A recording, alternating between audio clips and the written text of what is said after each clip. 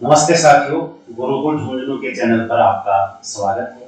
साथियों, अभी online video डालने में कुछ विलंब हुआ। इसके पीछे मुख्य कारण ये हो गया था, इस डिजिटल प्लेटफॉर्म को सेट करने में इसमें बहुत ज्यादा तामझाम होते हैं। इस तामझाम को सेट करने में टाइम लग गया था। आगे ऐसी समस्या नहीं होगी, आगे से हमारे वीडियो निरंतर जारी रहेंगे।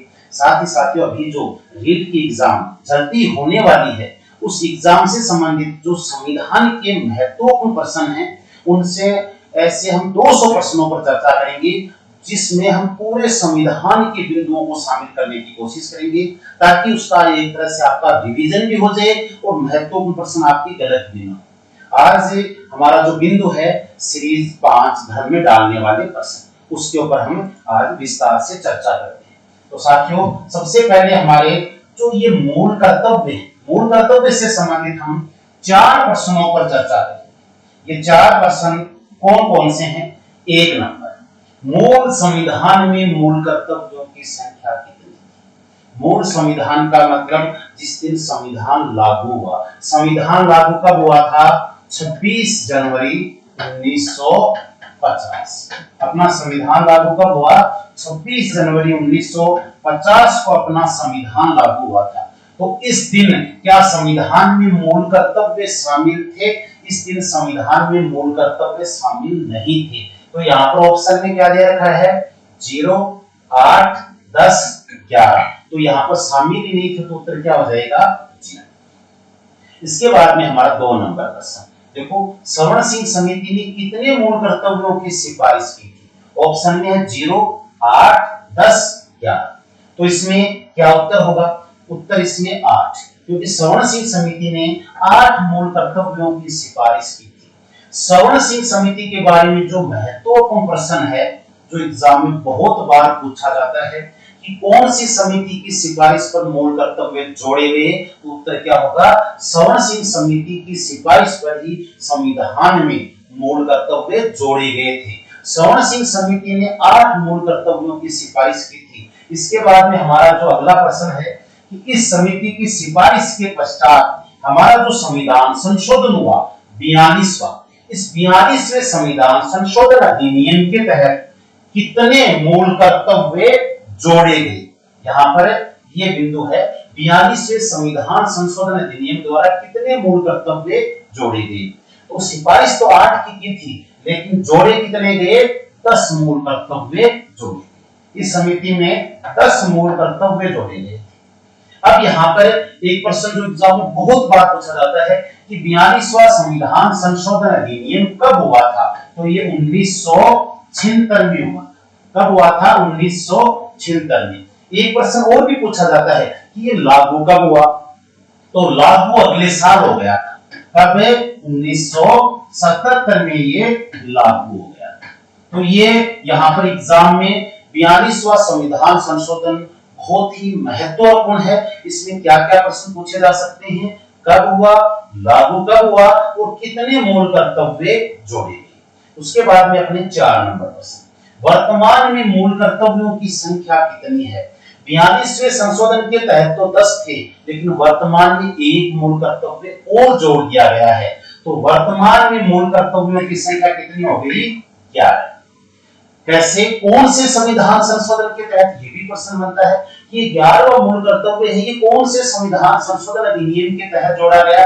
तो ये 11वां मूल कर्तव्य है, ये 86वें संविधान संशोधन अधिनियम 2002 के तहत जोड़ा गया।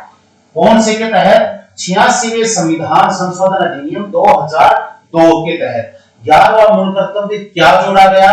तो 11वें मूल कर्तव्य में 6 से 14 वर्ष तक के बालकों को निःशुल्क व अनिवार्य प्रारंभिक शिक्षा दिलवाना माता पिता या अभिभावक का कर्तव्य होगा।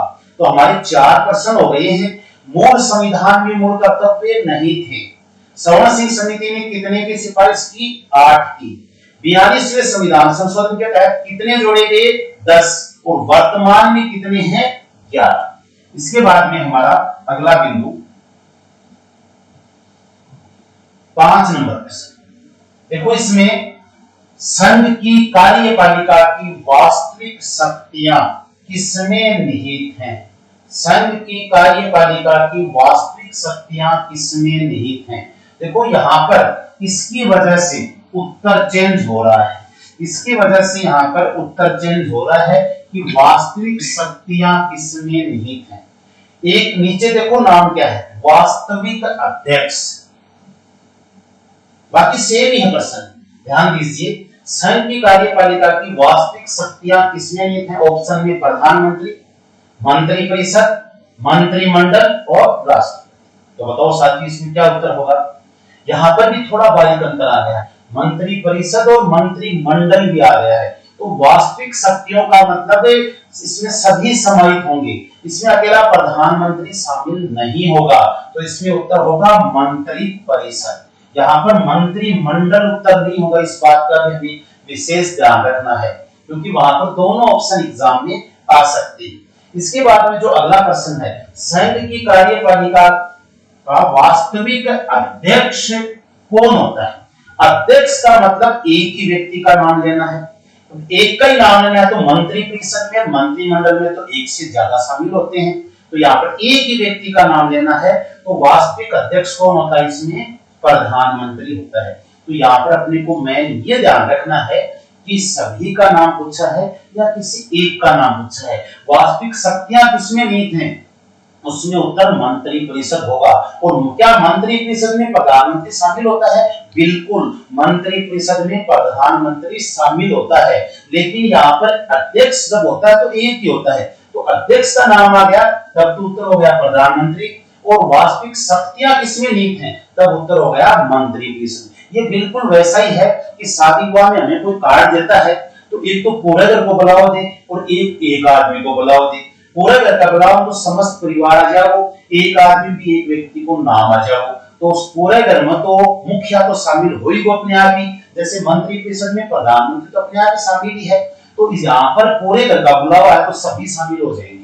यहाँ पर एक आदमी को बुलाया है, अध्यक्ष को ही बुलाया है, तो अध्यक्ष में क्या हो जाएगा, प्रधानमंत्री उत्तर हो जाएगा। इसके बाद में हमारे अगले प्रश्न देखो, इसमें 7 नंबर हमारा जो प्रश्न है कि राष्ट्रपति का पद, राष्ट्रपति का पद रिक्त हो जाने पर कितने दिन में भर जाना आवश्यक है, यहाँ जरूरी है। अगर राष्ट्रपति का पद रिक्त हो गया तो यहाँ पर देखो एक कार्यवाहक तो तुरंत ही होगा। कार्यवाहक राष्ट्रपति तो राष्ट्रपति न होने पर उपराष्ट्रपति कार्यवाहक राष्ट्रपति का पद ग्रहण करेगा, लेकिन प्रॉपर राष्ट्रपति के पद के रूप में कितने दिन के भीतर चुनाव हो जाने जरूरी है। तो यहाँ पर यथाशीघ्र 6 माह है, 1 वर्ष 6 सप्ताह है। तो यहाँ पर क्या उत्तर होगा, यहाँ पर है 6 माह के भीतर पद का भर जाना जरूरी है। 6 माह के भीतर पद का भर जाना जरूरी है।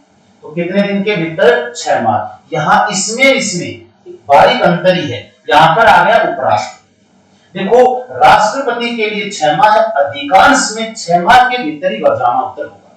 लेकिन अगर उपराष्ट्रपति का पद रिक्त हो जाने पर कितने दिन में भर जाना जरूरी है, उपराष्ट्रपति का चुनाव कितने दिन में हो जाना जरूरी है।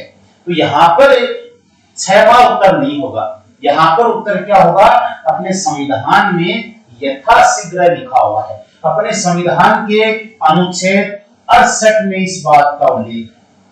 कौन से अनुच्छेद में है, संविधान के अनुच्छेद 68 में इस बात का उल्लेख है कि उपराष्ट्रपति का पद जैसे रिक्त हो गया तो यहाँ पर 6 माह का प्रावधान नहीं है, जितना जल्दी हो सके उतना जल्दी भर जाना जरूरी है। तो यहाँ पर उत्तर क्या होगा, यथाशीघ्र, न कि 6 माह है। बाकी सभी में अधिकांश में क्या है, 6 माह का ही प्रावधान है। इसके बाद में अगला प्रश्न ध्यान दीजिए, उपराष्ट्रपति राज्यसभा का पदेन सभापति होता है। उपराष्ट्रपति राज्यसभा का पदेन सभापति होता है। ये प्रश्न इस रूप में भी एग्जाम में पूछा जाता है कि राज्यसभा का पदेन सभापति कौन होता है। तो यहाँ पर ये बहुत ही महत्वपूर्ण प्रश्न भी है कि राज्यसभा का पदेन सभापति कौन होता है, उपराष्ट्रपति होता है। वह राज्यसभा का सदस्य नहीं होता है, इसीलिए यहाँ पर पदेन सभापति नाम का उल्लेख किया गया है। लेकिन इसका संविधान के कौन से अनुच्छेदों में इसके बारे में उल्लेख किया गया है, जैसे ए में है यहाँ पर 64 नंबर, व्यय में है 89 नंबर, सय में है अ व ब दोनों, और दय में है 93। तो अपने संविधान में देखो एक तो संसद का टॉपिक है, संसद में राज्यसभा भी आएगा और राज्यसभा में उपराष्ट्रपति आएगा। एक अपना उपराष्ट्रपति का टॉपिक अलग से है तो उसमें भी इसके बारे में उल्लेख होगा। तो यहां पर उत्तर क्या होगा? सय, अ व ब दोनों। ध्यान दीजिए, उपराष्ट्रपति राज्यसभा का पदेन सभापति होता है, इसका उल्लेख अनुच्छेद 64 में है, उपराष्ट्रपति टॉपिक के रूप में है। उसके बाद में संसद के टॉपिक में अनुच्छेद 89 में भी यही बात है कि उपराष्ट्रपति राज्यसभा का पदेन सभापति होता है। हालांकि 89 में सभापति के साथ में उपसभापति के पद का भी उल्लेख है, जबकि 64 में केवल सभापति का ही उल्लेख है। ये इसमें अंतर हो सकता है, लेकिन ये प्रश्न आईएएस परी में आया हुआ है, तो यहाँ पर अपने को अ व ब दोनों ही उत्तर होगा। इसके बाद में अगला प्रश्न ध्यान दीजिए साथियों, देखो संविधान के अनुसार मंत्री परिषद में सामान्यतः कितने प्रकार के मंत्री होते हैं? संविधान में मंत्री परिषद के अनुसार सामान्यतः कितने प्रकार के मंत्री होते हैं? देखो यहाँ पर नाम है मंत्री परिषद, एक तो क्या नाम है यहाँ पर? मंत्री परिषद नाम है, और एक यहाँ पर संविधान के अनुसार नाम है। इसकी वजह से उत्तर यहाँ पर चेंज हो जाएगा। मंत्री परिषद में सामान्यतः कितने प्रकार के? ए में 0 मतलब नहीं है, 1, 2 और 3। तो यहाँ पर उत्तर साथियों आपके हिसाब से 3 होगा या 0 होगा। यहाँ पर संविधान के अनुसार नाम आने की वजह से वो उत्तर होगा 0। कैसे? क्योंकि अपने संविधान में मंत्री परिषद के प्रकार के बारे में कोई उल्लेख नहीं किया गया है। यहाँ पर आ गया संविधान के अनुसार, यहाँ पर संवैधानिक अनुसार भी नाम आ सकता है।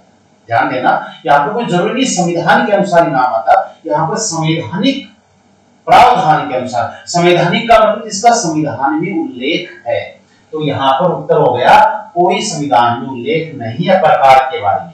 फिर अगला प्रश्न, मंत्री परिषद में सामान्यतः कितने प्रकार के मंत्री होते हैं?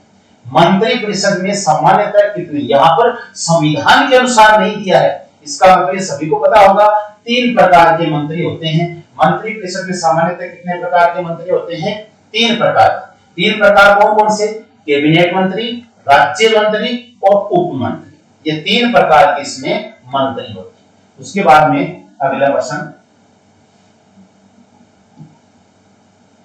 देखो, अगला प्रश्न है अपने मंत्रिमंडल में कितने प्रकार के मंत्री होते हैं? मंत्रिमंडल में कितने प्रकार के मंत्री होते हैं? तो यहाँ पर ध्यान दीजिए, अ में है 0, ब में है 1, स में है 2 और द में है 3। यहाँ पर नाम आ गया मंत्रिमंडल। ध्यान देना, एग्जाम में ऐसे प्रश्न सर्वाधिक पूछे जाते हैं, और जो सामान्यतः हम कितनी बार भी बोलने के बावजूद भी हमारा वहां पर मंत्री परिषद और मंत्रिमंडल एक जैसा मान बैठते हैं। मंत्री परिषद अलग है, मंत्रिमंडल उसका एक छोटा रूप है। मंत्री परिषद नाम आता तब यहाँ पर उत्तर अलग होता, लेकिन यहाँ पर नाम क्या है? मंत्रिमंडल। एग्जाम में प्रश्न 2 बार आ चुका है कि मंत्रिमंडल में कितने प्रकार के मंत्री होते हैं। मंत्रिमंडल हम अंग्रेजी में बोलते हैं कैबिनेट मिनिस्टर। जो कैबिनेट मंत्री होते हैं, तो मंत्री परिषद में जो 3 प्रकार के मंत्री होते हैं उसमें 1 नंबर मंत्रिमंडल है, फिर है राज्य मंत्री, फिर है उप मंत्री। तो ये खुद अपने आप में एक मंत्री परिषद यहाँ पर नहीं पूछा, मंत्रिमंडल पूछा है, तो यहाँ पर उत्तर क्या हो जाएगा? 1, क्योंकि मंत्रिमंडल खुद अपने आप में एक प्रकार है। जैसे 1 नंबर कैबिनेट मंत्री, कैबिनेट मंत्री को ही हम मंत्रिमंडल बोलते हैं। कैबिनेट मंत्री को हम क्या बोलते हैं हिंदी में? मंत्रिमंडल। उसके बाद में 2 नंबर है राज्य मंत्री, उसके बाद में 3 नंबर है उप मंत्री। तो यहाँ पर ध्यान दीजिए, यहाँ पर प्रश्न पूछा है मंत्रिमंडल। अगर यहाँ पर प्रश्न ये पूछ लेते, क्योंकि ये प्रश्न जानबूझकर इसलिए पूछा जाता है गलत हो जाए, 3 उत्तर करेंगे हम, लेकिन यहाँ पर अगर ये पूछ लेते राज्य मंत्री कितने प्रकार के होते हैं बताओ? राज्य मंत्री में स्वतंत्र राज्य मंत्री और राज्य मंत्री, वो एक अलग बिंदु हो गया। यहाँ पर उप मंत्री पूछने कितने प्रकार के होते हैं? खुद अपने आप में एक है, राज्य मंत्री अपने आप में एक है, कैबिनेट मंत्री अपने आप में एक है, तो मंत्रिमंडल या कैबिनेट मंत्री कितने होते हैं? एक। इसके बाद में अगला प्रश्न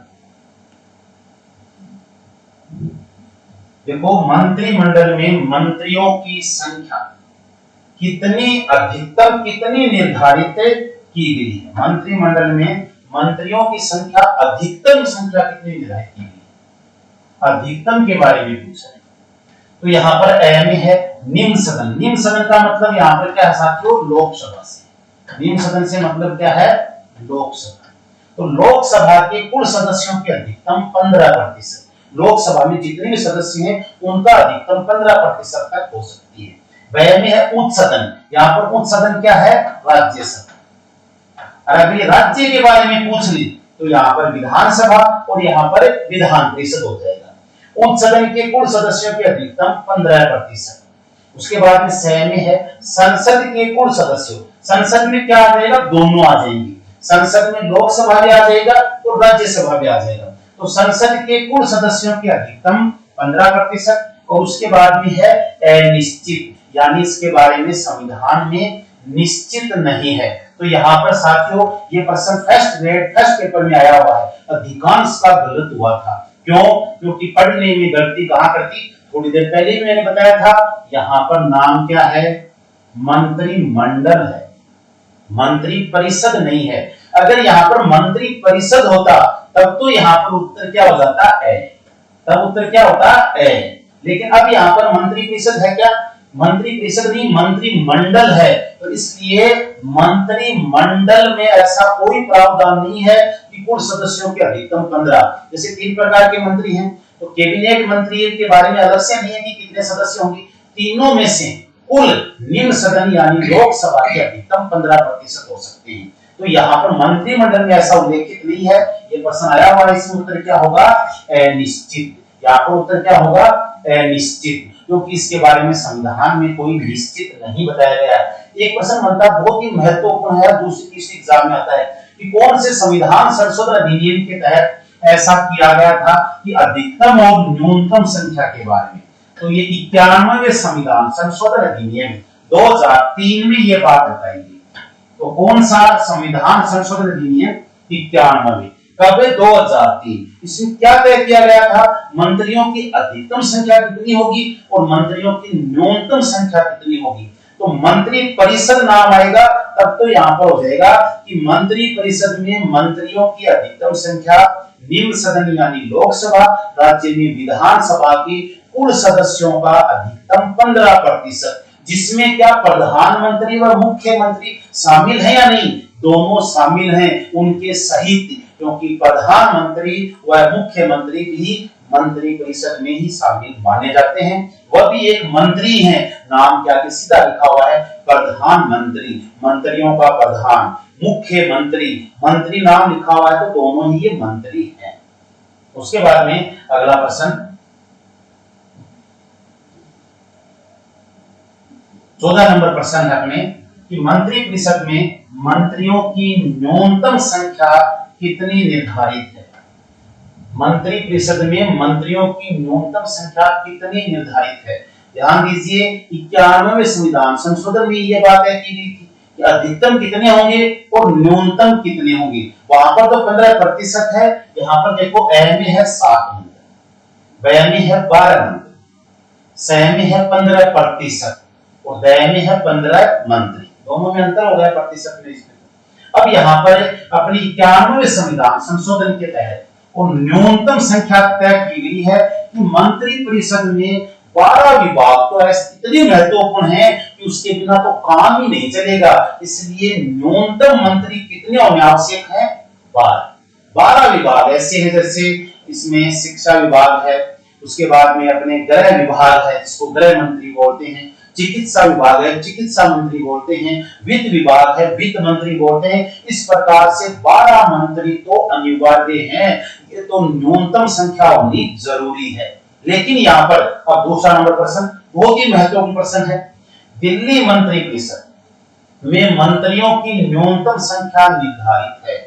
दिल्ली मंत्री परिषद में मंत्रियों की न्यूनतम संख्या कितनी निर्धारित है? तो यहाँ पर ऑप्शन में 7 मंत्री, 12 मंत्री, 15% और 15 मंत्री। तो अगर इस हिसाब से अगर हम देखें तब तो उत्तर क्या होना चाहिए, 12 मंत्री। लेकिन यहाँ पर जो दिल्ली के लिए एक अलग से संविधान संशोधन किया गया था, बहुत ही महत्वपूर्ण प्रश्न है, कौन सा संविधान संशोधन अधिनियम, 69वां 69वां। तो 69वें संविधान संशोधन अधिनियम 1900 कब हुआ, ये 91 में। इसमें क्या तय किया गया, ध्यान से सुनना साथियों, महत्वपूर्ण बिंदु है, एग्जाम में बहुत बार आता है कि 69वें संविधान संशोधन अधिनियम 1991 के तहत दिल्ली को विशेष क्षेत्र का दर्जा दिया गया और इसको राष्ट्रीय राजधानी के रूप में माना गया कि दिल्ली राष्ट्रीय राजधानी क्षेत्र घोषित किया गया, इसे राष्ट्रीय राजधानी क्षेत्र घोषित किया गया। साथ ही इसमें यह तय किया गया कि दिल्ली की विधानसभा में कितने सदस्य होंगे, 70। इसमें 8-7 प्रश्न बनते हैं साथियों, सभी महत्वपूर्ण हैं। कितने सदस्य हैं दिल्ली की विधानसभा में, 70। ये कौन से संविधान संशोधन के तहत तय किया गया, 69वें। इसके साथ ही इसमें मंत्री परिषद में मंत्रियों की संख्या कितनी निर्धारित की गई, 7। तो यहाँ पर अन्य सभी राज्यों और केंद्र शासित प्रदेशों के बारे में आएगा, तब तो होगा न्यूनतम 12 मंत्री, जिसमें प्रधानमंत्री व मुख्यमंत्री शामिल हैं, क्योंकि वो पहले ही बताया था अधिकतम में भी शामिल है तो न्यूनतम में भी शामिल है। एक बार प्रश्न आया था कि अपने न्यूनतम मुख्यमंत्री के बिना कितने न्यूनतम होने जरूरी हैं, तो मुख्यमंत्री के बिना 11 आ जाएगा, स्वाभाविक सी बात है। मुख्यमंत्री सहित 12 है न्यूनतम, तो मुख्यमंत्री के बिना प्रश्न आया हुआ एग्जाम में, तो 11 उत्तर हो जाएगा। यहाँ पर इसमें क्या उत्तर होगा, दिल्ली के लिए 7 मंत्री। क्या क्या प्रश्न होंगे, 7 मंत्री का प्रावधान कौन से संविधान संशोधन द्वारा 69 कब हुआ, 1991 में। विधानसभा में कितने सदस्य, दिल्ली के 70। ये भी किसमें क्या हुआ, इसी के तहत ही, ये दिल्ली को इसी के तहत ही राष्ट्रीय राजधानी का क्षेत्र घोषित किया गया। इसके बाद में अगला प्रश्न देखो साथियों, 16 नंबर हमारा जो प्रश्न है, राष्ट्रपति का अभिभाषण कौन तैयार करता है। प्रश्न क्या है, राष्ट्रपति का अभिभाषण कौन तैयार करता है। इसमें प्रधानमंत्री, मंत्रिपरिषद, मंत्रिमंडल, मुख्य सचिव। देखो यहाँ पर भी ये दोनों नाम आ गए, मंत्रिपरिषद भी आ गया और मंत्रिमंडल भी आ गया। तो अब अपने को विशेष ध्यान रखना है, अभिभाषण तैयार करना माने भाषण तैयार करना। जब भाषण तैयार करवाया जाता है तो पूरे मंत्रिपरिषद की जरूरत नहीं होती है, जो महत्वपूर्ण मंत्री होते हैं, और महत्वपूर्ण मंत्री कौन से होते हैं, कैबिनेट मंत्री। और कैबिनेट मंत्री को हिंदी में क्या कहते हैं, मंत्रिमंडल। तो राष्ट्रपति का जो भाषण तैयार किया जाता है वह कैबिनेट मंत्रियों द्वारा तैयार किया जाता है, और कैबिनेट मंत्रियों में प्रधानमंत्री भी शामिल है। कहने का मतलब प्रधानमंत्री व महत्वपूर्ण मंत्रियों द्वारा अभिभाषण तैयार किया जाता है।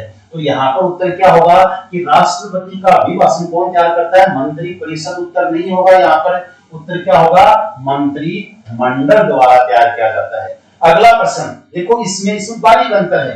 राजस्थान में राज्यपाल का अभिभाषण कौन तैयार करता है। तो सभी ये सोचते होंगे कि यहाँ पर मंत्रिमंडल यहाँ पर भी आ जाएगा, लेकिन यहाँ पर उत्तर अलग है। राजस्थान में जो राज्यपाल के द्वारा जो अभिभाषण तैयार किया जाता है वो मंत्रिमंडल तैयार नहीं करता है, वो अभिभाषण मुख्य सचिव तैयार करता है। तो इसमें ये बारीक अंतर है। अगर केंद्र के बारे में आ जाए, अगर राष्ट्रपति के बारे में आ जाए, तब तो उत्तर हो जाएगा मंत्रिमंडल, न कि मंत्रिपरिषद। और अगर राजस्थान या राज्यपाल के बारे में आ जाए तब उत्तर मंत्रिमंडल नहीं होगा, वहां पर उत्तर क्या हो जाएगा, मुख्य सचिव। इसके बाद में 17 नंबर हमारा जो प्रश्न है उसके ऊपर चर्चा करते हैं। 18 नंबर, मूल संविधान में मंत्रिमंडल शब्द का उल्लेख कौन से अनुच्छेद में है। प्रश्न क्या है, मूल संविधान में मंत्रिमंडल शब्द का उल्लेख कौन से अनुच्छेद में है। यहाँ पर क्या पूछा है, मूल संविधान। मूल संविधान का मतलब 26 जनवरी 1950 को। मंत्रिमंडल पूछा है, मंत्री परिषद नहीं पूछा है, इसका भी हमें ध्यान रखना है। ये अपने एग्जाम में मंत्री परिषद से संबंधित अगर कोई प्रश्न आएगा तो अधिकांश में यही डाउट पैदा करेंगे। अपने को वहां पर इस बात को बार बार मैं आपको पहले भी बताया है, अभी भी बता रहा हूं, फिर भी गलत हो जाता है। मंत्री परिषद पूछा है या मंत्रिमंडल, इस बात का विशेष ध्यान रखना है। तो यहाँ पर भी अनुच्छेद ए में है 74, ब में है 74 व 75 दोनों, स में 352 3 और द में है उल्लेख नहीं है। तो साथियों ध्यान दीजिए, जिस दिन अपना संविधान लागू हुआ था 26 जनवरी 1950 को, अपने संविधान में कहीं भी मंत्रिमंडल शब्द का उल्लेख नहीं, मंत्री परिषद शब्द का उल्लेख था, लेकिन मंत्रिमंडल शब्द का कहीं भी उल्लेख नहीं था। तो यहाँ पर उत्तर क्या हो जाएगा, उल्लेख नहीं है, तो इसमें उल्लेख था ही नहीं। उसके बाद में अगला प्रश्न वर्तमान के बारे में पूछ लिया। वर्तमान संविधान में मंत्रिमंडल, यहाँ भी मंत्रिमंडल ही है, क्योंकि हम लोग ध्यान रखना है, अपने दिमाग में ये नहीं होना चाहिए नीचे वाले में मंत्री परिषद है या मंत्रिमंडल है, अपने को इंश्योर करना ही होगा कि यहाँ पर मंत्रिमंडल पूछा या मंत्री परिषद पूछा है, मंत्रिमंडल शब्द का उल्लेख कौन से अनुच्छेद में है। तो अपने यहाँ पर पहले तो नहीं था, लेकिन अब ये जोड़ दिया गया है। तो 74 व 75, 352 3 और उल्लेख नहीं है। तो यहाँ पर उत्तर क्या होगा, इसमें तो उत्तर था उल्लेख नहीं है, यहाँ पर 352 3 में इसे जोड़ दिया गया है। 352 3 में सभी को पता है राष्ट्रीय आपातकाल के बारे में है। युद्ध हो जाए या बाहरी आक्रमण हो जाए या सशस्त्र विद्रोह की स्थिति में राष्ट्रपति देश के किसी एक हिस्से या संपूर्ण देश में राष्ट्रीय आपातकाल घोषित कर सकता है। तो ये पहले क्या था, 1975 में इंदिरा गांधी ने क्या किया, आंतरिक अशांति के नाम से आपातकाल लगवा दिया, राष्ट्रपति को मौखिक तौर से बोल दिया। ध्यान से सुनना, क्या बोला, मौखिक तौर से, लिखित में नहीं दिया। न मंत्रिमंडल की स्वीकृति हुई, मंत्रिमंडल की कोई स्वीकृति नहीं हुई, खुद ने अकेले ने ही बोल दिया कि राष्ट्रपति शासन लगा। तो अब एक बात सोचिए कि अगर अगले दिन इंदिरा गांधी ये बोल दे कि मैंने तो नहीं कहा, क्या प्रूफ है?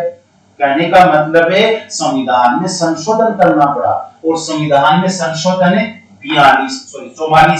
44वें संविधान संशोधन अधिनियम 1978, जो लागू कब हुआ, ये प्रश्न भी बहुत ही महत्वपूर्ण है, अगले साल ही 1979। तो 44वें संविधान संशोधन के तहत और अपने संविधान में मंत्रिमंडल शब्द को जोड़ा गया। मंत्रिमंडल शब्द को यानी कैबिनेट मंत्री शब्द को जोड़ा गया, कौन से में, 352 3 में। क्यों जोड़ा गया, इसमें क्या कहा गया, क्योंकि इंदिरा गांधी ने संविधान का दुरुपयोग कर दिया था, इसलिए इसमें यह कहा गया कि आगे से कभी भी कोई आपातकाल लगेगा तो एक तो आंतरिक अशांति नाम को हटा दिया गया, सशस्त्र विद्रोह जोड़ दिया गया। उसके बाद में 2 नंबर इसमें क्या कहा कि अकेले प्रधानमंत्री ऐसा आदेश नहीं दे सकता, तो क्या होगा, मंत्रिमंडल आदेश देगा। आदेश मौखिक होगा या लिखित, मंत्रिमंडल लिखित रूप में ऐसा आदेश देगा। तो 352 3 में क्या जोड़ दिया गया कि राष्ट्रीय आपातकाल के लिए राष्ट्रपति को जो सिफारिश भेजी जाएगी वह मंत्रिमंडल के लिखित आदेश के द्वारा भेजी जाएगी, वरना वह राष्ट्रपति राष्ट्रीय आपातकाल नहीं लगा सकता है। तो साथियों, हमने जो आज इन प्रश्नों की चर्चा की, इसमें अन्य भी बहुत से महत्वपूर्ण प्रश्नों पर चर्चा की है। एग्जाम के लिहाज से सभी प्रश्न महत्वपूर्ण हैं, तो ऐसे प्रश्न जो सभी को फायदा पहुंचा सकते हैं। अगर आपको ये वीडियो पसंद आया है तो आप इसको ज्यादा से ज्यादा शेयर कीजिए ताकि अन्य भी इसका लाभ उठा सके। धन्यवाद सर।